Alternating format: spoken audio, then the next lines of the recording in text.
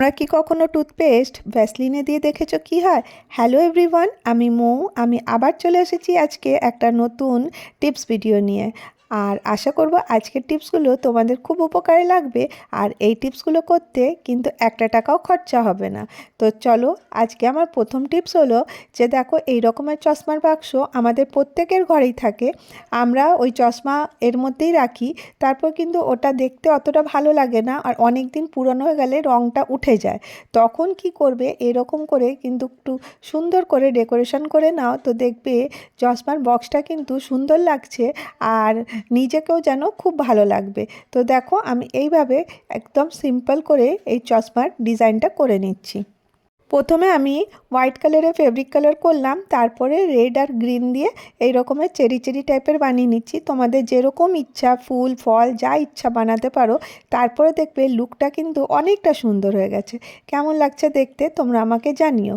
তো এই টিপটা ফলো করে দেখো, আমরা যদি কোনো জিনিস রাখবো তো ওটা দেখতেও ভালো লাগবে, আর নিজেকেও কিন্তু খুব ভালো লাগবে। তো আজকে আমি প্রথম টিপস শেয়ার করলাম, চশমার বক্সকে কি করে কালার করা যায়। এবারে আমি টিপ নাম্বার 2তে চলে আসি। তো দেখো, এখন তো শীতকাল, আর অনেকটা পরিমাণে এখন আমাদের কাছে অরেঞ্জের খোসা, মৌসুম্বির খোসা কিন্তু থাকে। আমরা ইউজ করার পরে এইগুলোকে ফেলে দিই। এইগুলোকে না ফেলে দিয়ে আমরা কিভাবে ইউজ করতে পারি তোমাদের সাথে শেয়ার করি। একটা পাত্রে আমি জল গরম বসিয়ে দিলাম, আর এই কমলালেবুর খোসাগুলো ছোট ছোট টুকরো করে কেটে নিচ্ছি। দেখো, প্রতিটা জিনিস তো আমরা ফেলে দিই, না ফেলে দিয়ে এই ছোট ছোট জিনিসগুলো ইউজ করে কিন্তু আমরা উপকারী জিনিস বানিয়ে নিতে পারি। তো আজকে আমি কি বানাচ্ছি দেখো, আমি এখানে দিয়ে দেবো ট্যালকাম পাউডার। তোমাদের কাছে যে কোনো পাউডার থাকবে সেটা তোমরা ইউজ করতে পারো। সামান্য একটুই দেবো, আর দিয়ে দেখো এই জলটাকে ভালো করে ফুটতে দেবো, যাতে লেবুর রসের যে গন্ধটা আছে, যে খোসার গন্ধটা যেন এর মধ্যে এসে যায়। আর যেন লেবুতে অনেক গুণাগুণ থাকে, আর এর ফ্রেগরেন্স কিন্তু খুব দারুণ লাগে। তো জাস্ট খালি এটাকে ভালো করে বয়েল করে নেব, তারপরে ছেঁকে নেব। তো দেখো, এটা গরম হয়ে গেছে, আর তারপরে আমি একটা বাটিতে এটাকে ছেঁকে নিচ্ছি। আর এইভাবে ছেঁকে নেওয়ার পরে এই খোসাগুলো কিন্তু ফেলবো না, এটা আবার কিছু কাজে লাগিয়ে নেব। আর এইটার টিপটা আমি তোমাদের সাথে শেয়ার করে দিই। এই খোসাটা দিয়ে আগে কি করব। এই খোসাটা দেখো একদিন রেখে দেবো, যখন সফট হয়ে যাবে তখন এইগুলোকে আমি এই যে গাছ দেখছো, গাছের মধ্যে দিয়ে দেবো। কারণ না, এটা গাছের জন্য খুব উপকারী হয়। আর তোমরা কিন্তু এই টিপসটা ফলো করে দেখতে পারো, দেখবে গাছে কিন্তু অনেক উপকার পাবে, গাছ একদম তরতাজা গ্রিনারি হয়ে থাকবে। আর এতে কিন্তু কোনো পোকামাকড়ও আসবে না। এবারে দেখো, আমি তোমাদের সাথে যে জলটা রেখেছিলাম সেটারও তো তোমাদেরকে টিপসটা দেখাতে হবে। তো এখানে দেখো, আমি প্রত্যেকটা গাছের মধ্যে আমি এইগুলো দিয়ে দিলাম। দেখো কত সুন্দর গাছগুলো হচ্ছে। এরপরে আমি নেক্সট টিপসে চলে আসি। নেক্সট মানে ওই যে জলটা রেখেছিলাম, ওটা আমি একটা বটলের মধ্যে, স্প্রে বটলে নিয়ে নিচ্ছি। এইভাবে স্প্রে বটলে এটা নিয়ে নেওয়ার পরে এটা কি কাজ করব বলো তো, এটা দিয়ে খুব উপকারের হবে। এটা দিয়ে আমি বানিয়ে নিচ্ছি একটা স্প্রে বটল, আর এর মধ্যে দিয়ে দেখো আমি ঘরের চারিদিকে ছটিয়ে দিচ্ছি। তাহলে পরে কী হবে, এতে যে আমাদের ঘরে একটা ব্যাড স্মেল থাকে, একটা রুম ফ্রেশনারের কাজ করবে, আর গন্ধটা কিন্তু চারিদিকে খুব সুন্দর আসবে। তোমরা কিন্তু এই টিপসটা ফলো করে দেখতে পারো। যেখানে গাছপালা আছে সেখানেও দিয়ে দিতে পারো। তো দেখো, এখানে কিন্তু পোকামাকড় একটুও আসবে না, আর ঘরের মধ্যে একটা সুন্দর পারফিউমের মতন একটা স্মেল আসবে। আর নেক্সট টিপসে চলে আসি এই ফুলকপিকে নিয়ে। ফুলকপি দেখো, অনেক দিন রাখার জন্য আমরা কি করতে পারি, এই টিপসটা ফলো করতে পারি। আর দেখো, ফুলকপিতে তো খুব তাড়াতাড়ি পোকাও লেগে যায়। তো এটা দুটো জিনিস থেকে রক্ষা পাওয়া যাবে। দেখো, আমি গ্যাসটার ফ্লেমটা একটু জ্বালিয়ে দিয়েছি, আর তারপরে আমি এই কফিটাকে সেঁকে নিচ্ছি। আর এতে কি হবে, এতে করে কি হবে, এতে কফির মধ্যে যে পোকা বা দেখবে একদম ছোট ছোট পোকা থাকে, সেগুলো কিন্তু মরে যাবে। তারপরে এটা তোমরা অনেক দিন পর্যন্ত কিন্তু এই কফিটা রেখে দিতে পারো। এবারে তোমাদের সাথে নেক্সট টিপসে চলে আসবো টমেটোকে নিয়ে। টমেটো দেখো, আমরা একসাথে অনেক কিনে আনি, তারপর দেখবে ধীরে ধীরে কিন্তু সেটা পচা শুরু হয়। তো এর থেকে রক্ষা পাওয়ার জন্য আমরা একটা টিপস শেয়ার করছি, যে এই টিপসটা ফলো করে কিন্তু তোমরা টমেটোর অনেক দিন পর্যন্ত ভালো রাখতে পারবে। খুবই সোজা, খুবই সহজ।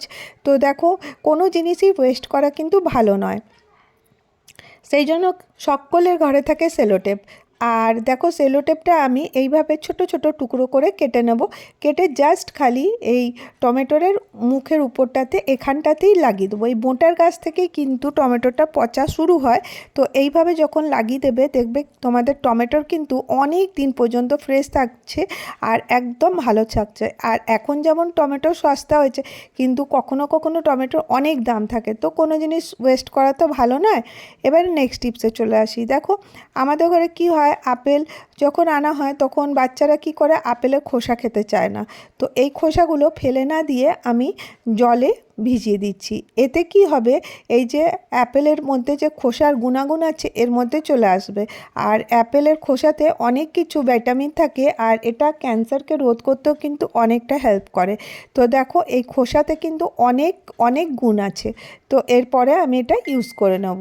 নেক্সট টিপসে চলে আসি। তো দেখো আমি এখানে ভ্যাসলিন নিয়ে নিচ্ছি, আর এর মধ্যে কি করছি বলো তো, কোলগেট দিচ্ছি, সামান্য একটু কোলগেট দিয়ে দেবো। দিয়ে তারপরে এই দুটোকে ভালো করে মিক্স করে নেব।